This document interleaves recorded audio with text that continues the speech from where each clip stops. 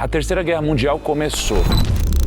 A China está se posicionando como o líder do outro mundo. As tarifas são apenas o início. Em 2023, o general da Força Aérea Americana, o Mike Minihan, escreveu um memorando interno para mais de 110 mil liderados, uma frase que chocou o mundo. Ele disse assim, eu espero estar errado, mas o meu instinto diz que a gente vai lutar contra a China em 2025. E esse talvez seja o vídeo mais importante da história do meu canal. Eu sou especialista em finanças e investimentos, mas chega um ponto em que não dá mais para separar os movimentos dos mercados dos movimentos das potências globais. Está tudo interligado e tudo aponta para algo que pode mudar radicalmente a ordem do mundo. O risco iminente de uma terceira guerra mundial, ele está aí. Por isso eu peço para você atenção máxima. Eu vou te mostrar como as tarifas do Trump, as guerras que estão acontecendo ao redor do mundo e grandes eventos econômicos estão conectados por uma mesma linha. E eu vou te mostrar não só que isso pode ser o início de uma terceira guerra mundial, espero que não, como também vou te mostrar as consequências econômicas disso. E se esse vídeo fizer sentido para você, envia para quem você ama. Tem muita gente que ainda não entendeu o que está em jogo. E falando do fundo do meu coração, enquanto eu produzia esse vídeo e eu me afundava em madrugadas e madrugadas, lendo sobre tudo o que está acontecendo, eu realmente senti que eu precisava fazer esse vídeo de peito aberto para vocês. Então assistam com a mente aberta e, por favor, escutem com sabedoria e discernimento cada palavra que eu disser. Eu realmente fiz um vídeo pensando em ajudar o maior número de pessoas a se prepararem melhor porque está por vir. E para que você possa ter clareza, eu vou dividir esse vídeo da seguinte forma. Na primeira parte, eu vou te explicar a guerra geopolítica que tem acontecido entre Estados Unidos e China. Essa parte é essencial para que você entenda tudo o que eu vou te falar sobre as decisões econômicas importantes. Já na segunda parte, eu vou aprofundar nessas decisões econômicas para que você consiga entender as tarifas, a motivação e as consequências por trás delas. E principalmente, o que fazer com o seu dinheiro caso realmente a gente esteja vendo a guerra mundial batendo na porta. Bom, você está pronto? Então, vamos começar a primeira parte. A primeira coisa que eu preciso dizer é que esse não é apenas um conflito entre dois países. E tudo começa no fim da Segunda Guerra Mundial. Em 1944, os Estados Unidos lideraram a Conferência de Bretton Woods, que estabeleceu as bases da nova ordem global. O dólar, como principal moeda internacional, atrelado ao ouro, a criação do FMI e do Banco Mundial, sob a liderança americana, e o modelo focado em reconstrução econômica sob valores liberais e democráticos. Além disso, eles passaram a liderar politicamente com a criação da ONU e da OTAN, e culturalmente exportando o modelo de consumo americano, estilo de vida, cinema e tecnologia. E mesmo após o fim do padrão ouro em 1971, o dólar se manteve como uma moeda dominante. E com o colapso da União Soviética em 1991, os Estados Unidos se tornaram oficialmente a única superpotência global. Só que, enquanto isso, a China ela crescia silenciosamente. Nos anos 80, eles começaram reformas econômicas. Na década de 2000, virou potência industrial e aí em 2010 se tornou a segunda maior economia do mundo. Inclusive, tudo isso com uma forte participação dos próprios americanos, que transferiram produção para a China em busca de mão de obra mais barata, permitindo que a China se tornasse a indústria do mundo. No início, parecia que a China se tornaria só mais uma rival econômica e que o reflexo de tudo isso era prosperidade e um mundo destinado a estar cada vez mais globalizado. Mas tudo mudou em 2012. Marca essa data, porque a gente teve nesse ano a chegada de Xi Jinping ao poder na China. E para ele, a liderança dos Estados Unidos era nociva e era possível viver uma nova ordem mundial, sendo a China a nova líder global dessa ordem. Por isso, mais do que só criticar, ele começou a articular um novo sistema global. Um exemplo desse pensamento foi em 2023, quando a China lançou a Global Civilization Initiative, mais conhecida como GCI, com outros países, defendendo basicamente respeito mútuo entre civilizações, cooperação sem imposição política, fim das intervenções militares disfarçadas de democracia e diversidade de modelos econômicos e políticos. Na prática, mais do que uma nova visão do mundo, a GCI é uma crítica direta aos Estados Unidos. Antes, quem questionava os Estados Unidos era punido com sanções, com embargos ou até isolamento. Então, países como Cuba são exemplos disso. Só que a China chegou num lugar onde não precisa mais temer sanções ou as retaliações dos Estados Unidos. A China criou as condições necessárias para confrontar a hegemonia americana. E eles também puderam criar uma nova visão de mundo. E é justamente isso o que ela tem feito. Existem 3 comportamentos da China que mostram claramente isso acontecendo. O primeiro, ela está investindo pesado em outros países. A China lançou em 2013 a Belt and Road Initiative, ou Nova Rota da Seda, um mega projeto trilionário para conectar a China a países da Ásia, África, Europa e América Latina com infraestrutura, energia e transporte. Mais de 150 países já aderiram. E muitos estão agora profundamente dependentes da China, muitos inclusive com grandes dívidas. Por exemplo, em Moçambique a gente tem a Ponte Maputo-Catembé, que é a maior ponte suspensa da África, que foi construída com financiamento chinês. A gente também tem o Porto de Lamu, no Quênia.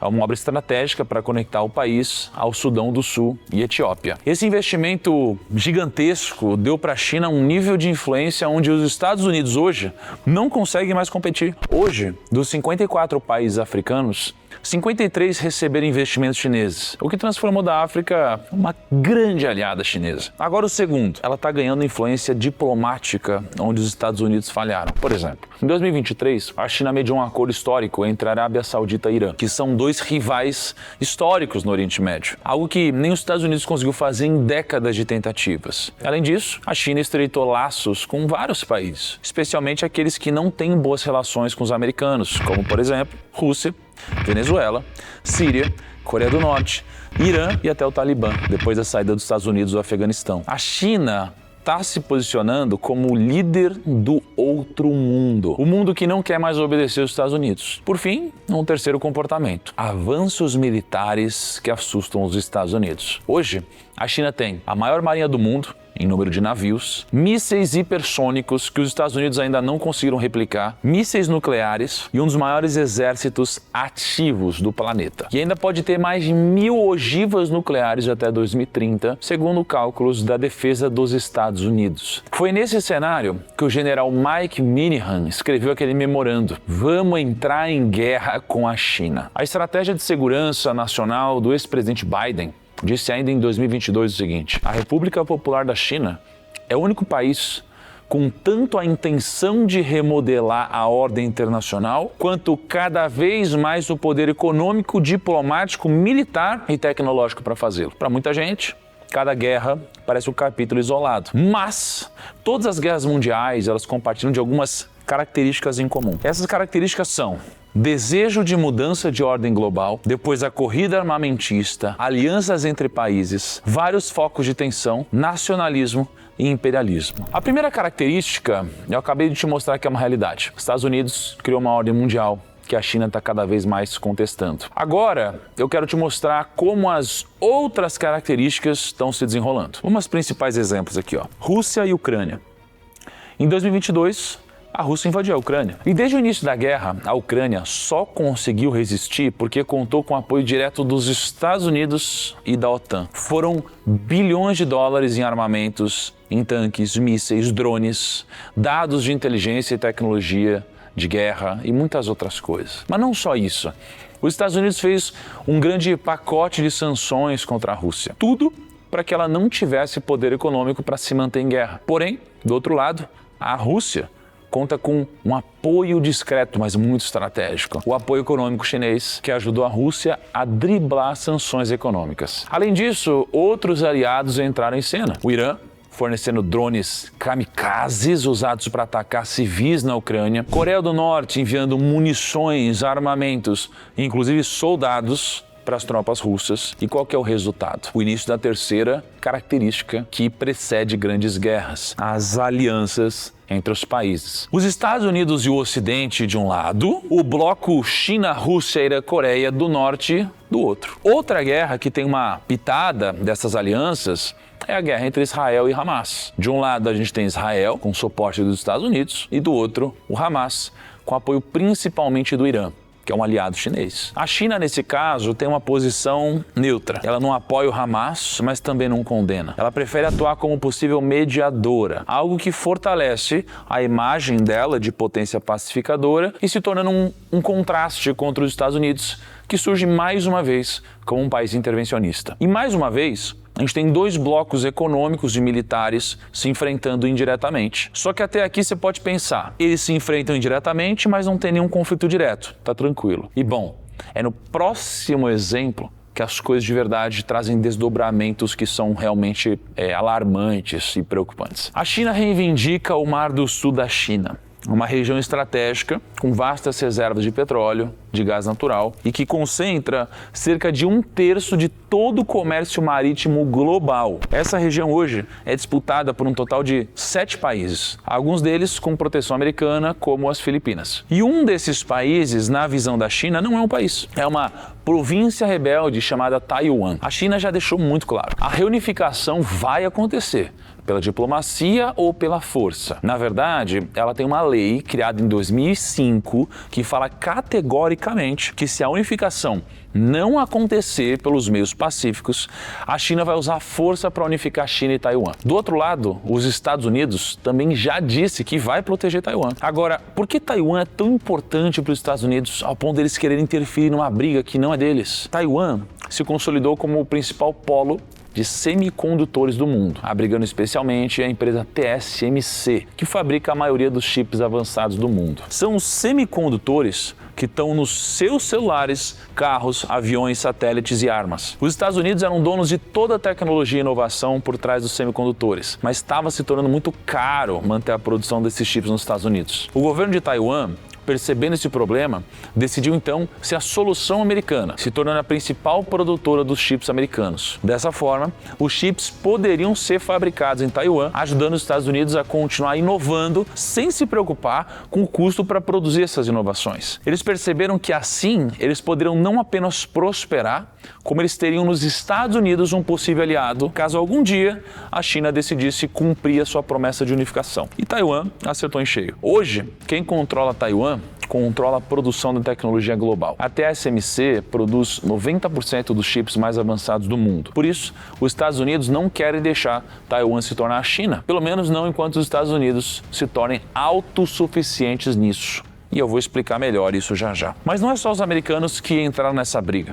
Os Estados Unidos têm soldados posicionados ali entre Japão, Coreia do Sul e nos arredores da China. E esses países não só permitem, como pedem a presença americana por medo da ascensão chinesa. O Japão já declarou que a segurança de Taiwan é uma questão de segurança nacional, principalmente porque algumas ilhas que pertencem ao Japão, a China também já declarou que historicamente essas ilhas são chinesas. A Coreia do Sul teme não só a China, mas o apoio que ela dá à instável e nuclear Coreia do Norte. E outro país que cada vez mais está se aliando com os Estados Unidos é a Austrália. Eles estão construindo submarinos nucleares e ampliando a presença no Indo-Pacífico, com a ajuda dos Estados Unidos e do Reino Unido. Os eixos da nova guerra estão formados. De um lado, os Estados Unidos, OTAN e alguns países do Indo-Pacífico. Do outro, a China, com Rússia, Irã, Coreia do Norte e países africanos, usando dinheiro, infraestrutura e promessas de proteção mútua. Graças a isso, a corrida armamentista já começou. Só para vocês terem uma ideia, esse foi o gasto da Europa nos últimos anos com defesa. Em 2010, a Europa investiu 30 bilhões de euros em defesa. Em 2024, ela investiu 102 bilhões. Mas a Europa já planeja investir 800 bilhões de euros até 2030. E com isso, a gente vê todas as características de uma guerra acontecendo. A gente tem o desejo de mudança de ordem global, a gente tem a corrida armamentista ao redor do mundo, a gente tem as alianças já praticamente formadas, mesmo ainda com vários países neutros, a gente tem os vários focos de tensão e a gente tem uma China e os Estados Unidos cada vez mais nacionalistas. Exatamente como aconteceu antes das grandes guerras do passado. E no dia 2 de abril de 2025, o presidente dos Estados Unidos, Donald Trump, colocou um novo capítulo nessa história. Ele proclamou o Liberation Day, o famoso tarifaço, quando ele tarifou basicamente o mundo inteiro. It's our declaration of economic independence. My fellow Americans, this is Liberation Day. E agora que você entende todo esse contexto geopolítico, eu consigo te explicar o verdadeiro motivo por trás das tarifas do Trump. Elas não são uma loucura de um presidente egocêntrico. Na verdade, é um plano bem arquitetado. Porque antes de uma guerra ser declarada nos campos de batalha, existem outras guerras que a precedem. O Rei Dalio, o bilionário fundador da Bridgewater Associates, que é o maior hedge fund do mundo, fez um dos maiores estudos, se não o maior, sobre os grandes ciclos econômicos e como as nações fracassam e prosperam. E nesse estudo, ele aponta que antes de uma guerra militar, acontecem as guerras comercial e econômica, guerra tecnológica, guerra geopolítica, guerra de capitais, guerra cultural e a guerra consigo mesmo. Durante décadas, os Estados Unidos transferiram a sua capacidade produtiva para países com mão de obra barata, principalmente a China. Por um lado, o mundo nunca viveu tanta paz e crescimento econômico. Por outro, isso afetou os Estados Unidos, que viu a indústria americana encolher, o próprio país depender de importações,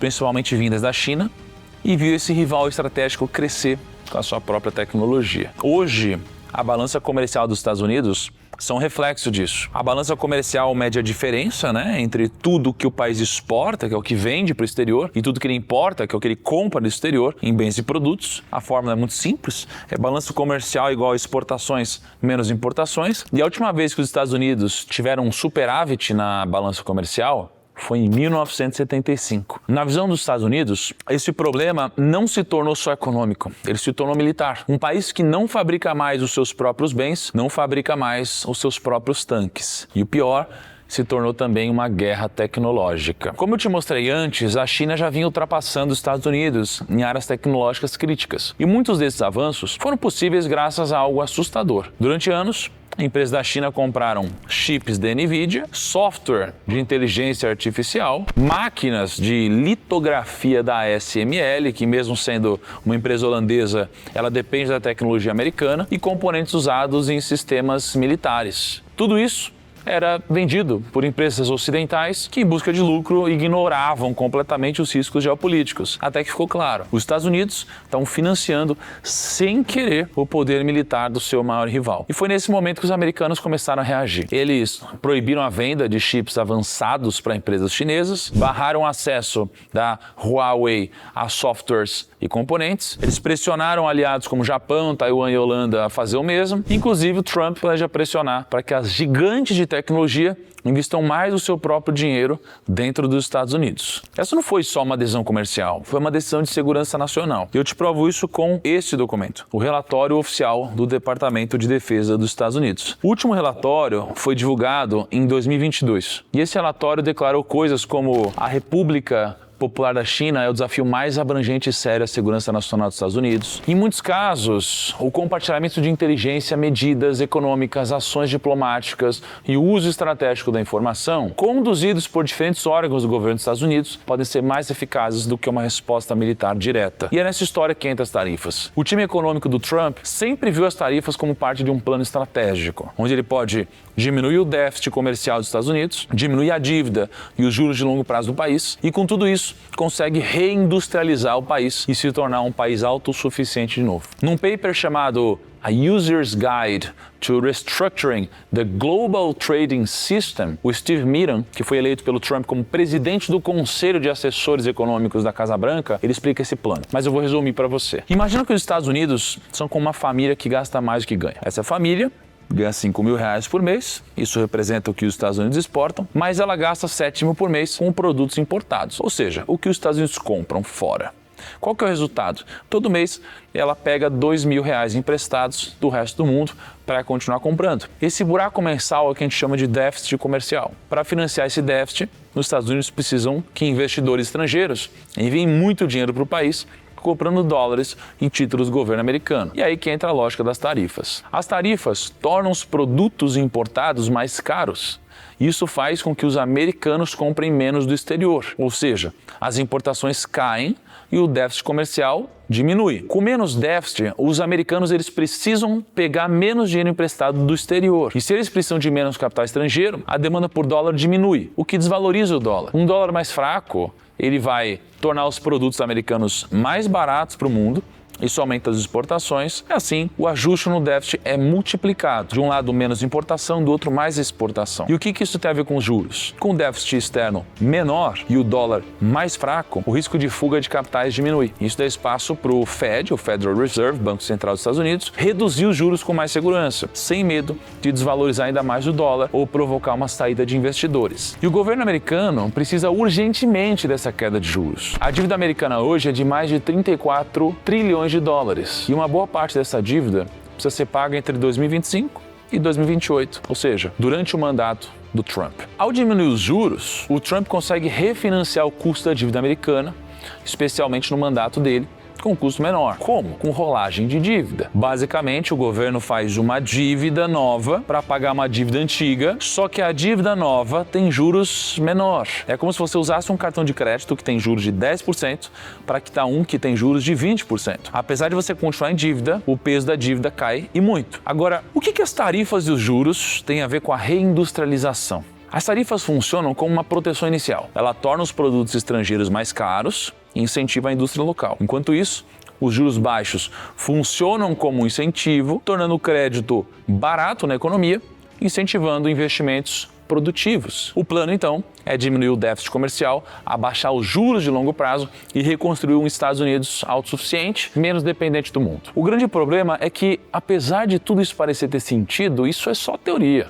Na prática, as coisas não acontecem de uma forma bonitinha. O primeiro problema é que não tem um consenso entre os economistas que essa teoria é factível. O segundo problema é que no curto prazo, o efeito desse plano é o aumento da inflação. Então imagina que você faz compras toda semana num mercado chinês que vende produtos baratos. Agora o governo americano coloca tarifas nesses produtos, ou seja, aumenta os impostos sobre tudo que vem da China e aí você tem um resultado, que é os produtos importados ficam mais caros para você, você ainda não tem produtos americanos prontos para substituir, então você vai pagar mais caro agora.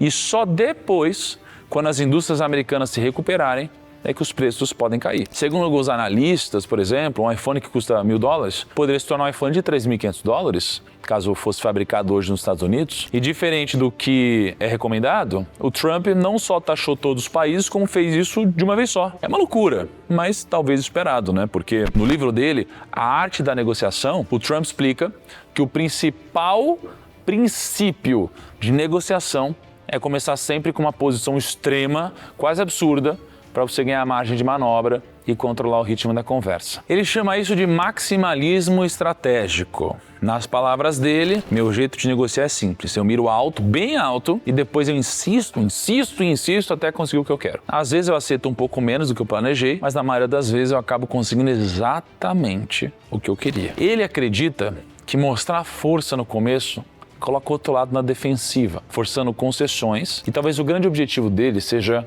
conseguir não só concessões da China, mas conseguir concessões dos outros países também. Isso poderia fazer com que, por exemplo, os Estados Unidos conseguissem um acordo para outros países diminuírem as importações da China para aumentar as americanas. Mas isso são só suposições, que podem não acontecer na prática. Principalmente porque, diferente dos anos 2000, quando os Estados Unidos era o grande parceiro comercial da maioria dos países do mundo, em 2024, o parceiro comercial do mundo é a China. E se a situação já não fosse difícil, a China sabe exatamente como atrapalhar os planos do Trump para diminuir os juros americanos e diminuir o déficit comercial. Desde os primeiros anúncios das tarifas americanas em 2025, a China aumentou as tarifas em cima dos Estados Unidos, impacta negativamente as exportações americanas. E além disso, ele passou a vender mais títulos da dívida dos Estados Unidos, que são os famosos treasuries, os papéis que funcionam como empréstimos que o governo americano toma com investidores. E o que acontece quando tem muita gente vendendo esses títulos ao mesmo tempo? É simples,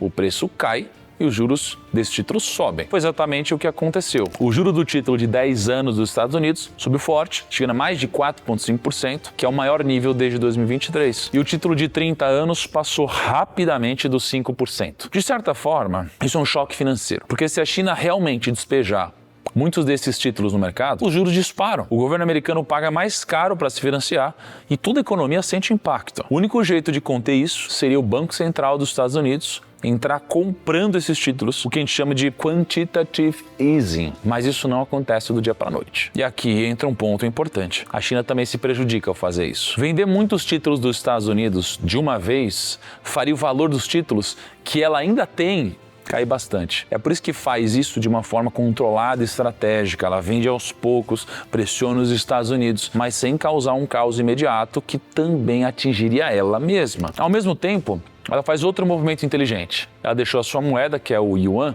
se desvalorizar em relação ao dólar. Isso faz com que os produtos chineses fiquem mais baratos para os americanos, o que compensa parte do impacto das tarifas e mantém os produtos chineses competitivos, mesmo com os impostos altos dos Estados Unidos. É como se a China estivesse dizendo assim, ó, pode colocar tarifa, mas isso não vai sair barato para você. E o resultado é que os efeitos das tarifas americanas estão sendo neutralizados, enquanto os juros de longo prazo nos Estados Unidos estão subindo. Exatamente o oposto do que o governo americano queria. E por que tudo isso? Mais uma vez, a gente não está diante apenas de um conflito econômico, mas sim de um conflito onde o objetivo é mudar ou manter a ordem mundial. E se você acha que isso é insanidade, tem outro investidor que concorda com isso, e o nome dele é Ray Dalio, o fundador do maior hedge fund do mundo. Ele afirmou recentemente o seguinte: é um erro achar que tudo isso é só sobre tarifas. Tarifas são apenas um sintoma. O que está acontecendo agora é sobre reestruturar o sistema global. O que a gente está vendo é um ciclo histórico que se repete sempre que o império em ascensão, no nosso caso a China, ameaça o império dominante, nesse caso os Estados Unidos, e é um ciclo que ele explicou no livro dele, o Princípios para a Ordem Mundial em Transformação. Você quer exemplos práticos disso? Eu vou te dar 3. Conflitos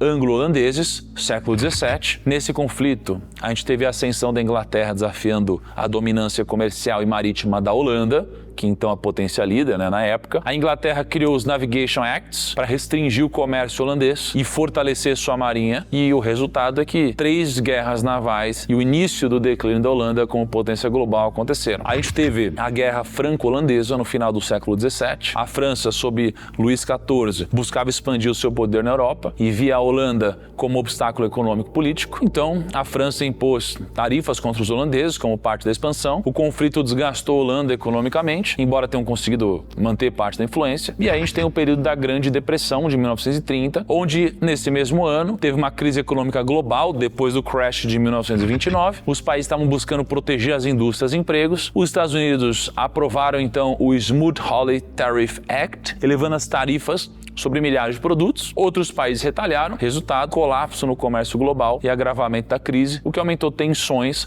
que depois culminaram na Segunda Guerra Mundial. Então você percebe, o que a gente está vendo não é tão novo assim.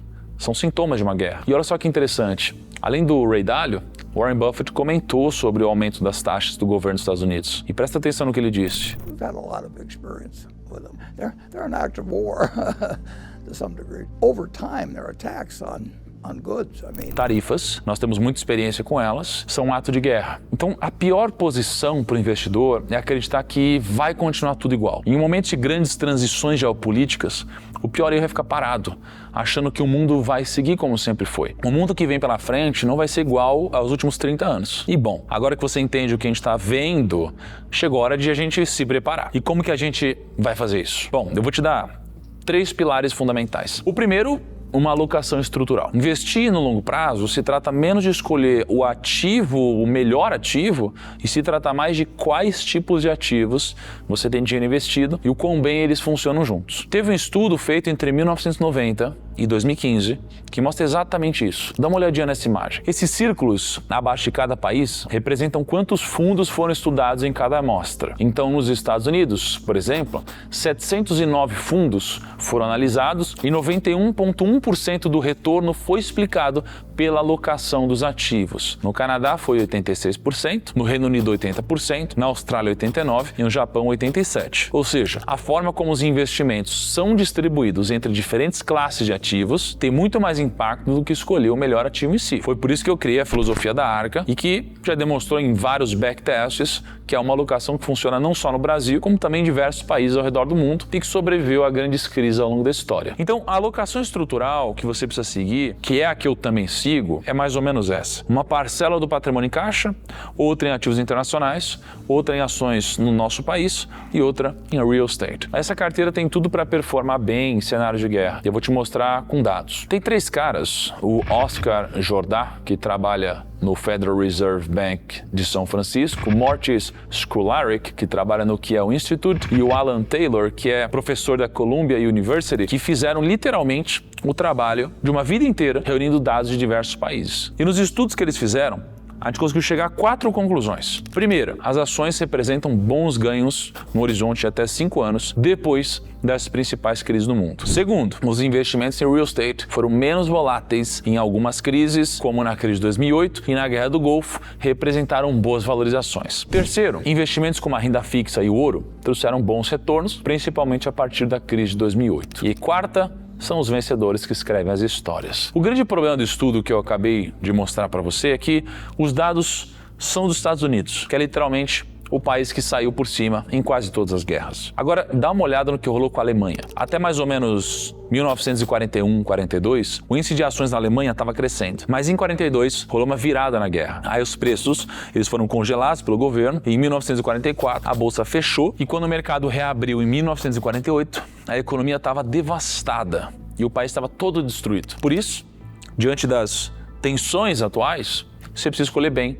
em quais países você vai colocar o seu dinheiro. E nessa parte, o estudo nos mostra algo muito interessante. Olha o que aconteceu com a Suíça, por exemplo, que foi um país neutro durante a guerra. Um ano depois que a Segunda Guerra Mundial terminou, enquanto as ações dos Estados Unidos caíram 8,6%, na Suíça o mercado de ações subiu 7,59%. E 3 anos depois, os Estados Unidos cresceram 0,93% ao ano, a Suíça cresceu 3,86% ao ano. Assim como eles perceberam, o Ray Dalio percebeu, e no livro dele, que ele precisa ter exposição a outros países. E países neutros como Suíça e até mesmo o nosso Brasil são alternativas. Agora, o terceiro pilar importante é esse, ó. Nunca subestime o poder do caixa e dos metais preciosos. Olha, por exemplo, o que o maior investidor do mundo, Warren Buffett, tem feito. Esse gráfico que vocês estão vendo aí na tela é o histórico do caixa da Berkshire Hathaway desde 1996 até hoje. Então, repara que antes, na história, a Berkshire nunca atingiu a posição de caixa que ela tem agora, ou seja, o dinheiro em dólares que não está comprado em nenhuma ação ou outro tipo de investimento. Hoje, o Buffett tem pouco mais de 334 bilhões de dólares paradinhos, esperando algum crash no mercado para poder comprar mais. E detalhe, o Buffett vem recomprando ações da Berkshire por 24 trimestres consecutivos. Agora adivinha o que aconteceu no terceiro e quarto trimestre de 2024. O Buffett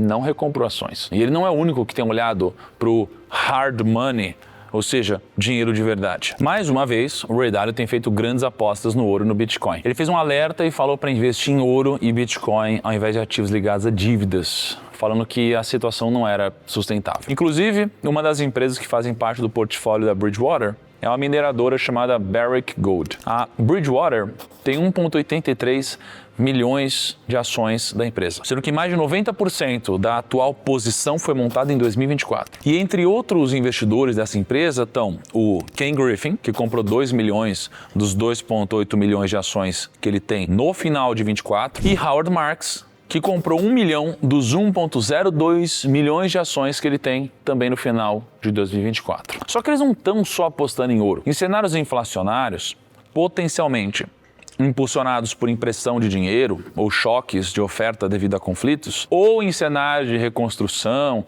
reindustrialização possível em novas ordens mundiais, as matérias-primas são essenciais. Vou te dar exemplos. Segundo o site Stock Circle, a última compra do Warren Buffett no mercado americano foi em fevereiro, com uma compra de algo próximo de 35 milhões de dólares de ações da Occidental Petroleum Corp, a OXY, que é uma empresa petrolífera e que tem a Berkshire como a maior acionista da empresa. Já a última compra do Howard Marks foi justamente a empresa de ouro que eu te mostrei, mas além dela, ele teve 2 outros movimentos curiosos. Ele comprou ações da empresa NetEase, que é uma empresa chinesa de tecnologia da internet, e comprou ações da empresa Chesapeake Energy Corp, uma empresa de extração de petróleo e gás. Então, para os próximos anos, o contexto e as movimentações dos grandes investidores dão sinais de que vai ser importante diversificar em países emergentes e quem sabe ter posições também em contextos fora do mundo ocidental, como o Howard Marks fez, considerar ações ou ETFs ligados ao mundo das commodities, como tem feito Ray Dalio, Howard Marks e Warren Buffett, e equilibrar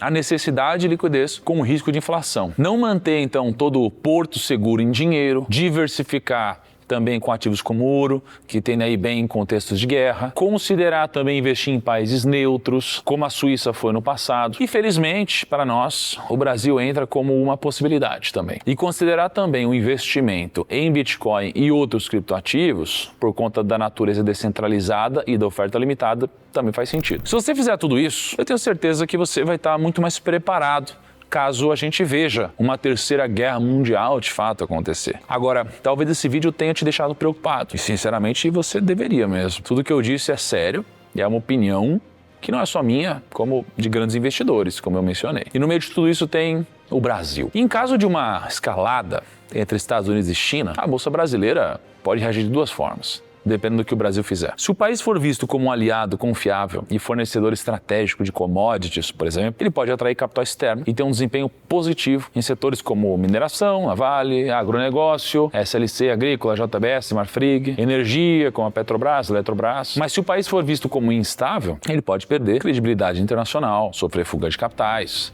A gente pode ver o dólar disparar, a inflação subir, os juros aumentarem para conter a inflação e a bolsa despencar, especialmente em setores mais dependentes de crédito, como varejo, construção e tecnologia. Então, lembre-se, em um momento de tensão global, os investidores buscam segurança, previsibilidade e proteção. E se o Brasil não mostrar isso, vai ser um dos primeiros a apanhar. Além disso, qualquer disrupção global pode afetar importações de fertilizantes, combustíveis, máquinas e tecnologia. Todos produtos que o Brasil não produz em larga escala. Qual que é o reflexo disso? Inflação e um Banco Central forçado a subir os juros novamente para conter a escalada dos preços. Aí você soma isso ao fato que a nossa economia já está fragilizada e o resultado pode ser trágico. Uma guerra mundial não atinge só quem vai para o campo de batalha. Por isso, você precisa focar no que você consegue de fato fazer, que é investir e proteger o seu patrimônio. Talvez hoje você não tenha clareza ou a confiança para fazer isso. E se você entende que esse é o seu caso, eu quero te dar uma alternativa, que é a Finclass. A Finclass é a maior plataforma de educação financeira do mundo e te oferece duas coisas. O maior acervo de conteúdos de finanças e investimentos,